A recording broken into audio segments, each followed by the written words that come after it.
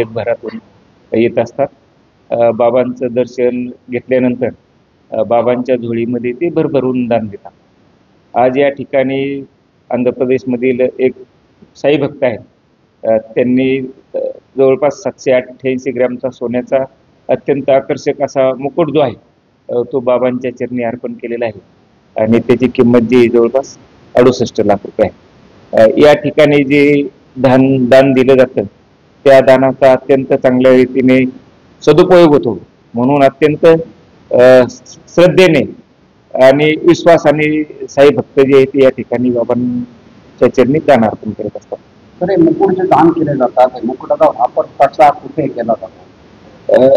जे मुकुट या ठिकाणी अर्पण केले जातात त्यावेळी त्यांचा बाबांच्या आरतीच्या वेळेस, त्याचप्रमाणे वर्षभरामध्ये जे उत्सव होतात त्यावेळेस बाबांना तो मुकुट जो आहे तो चढवला जातो.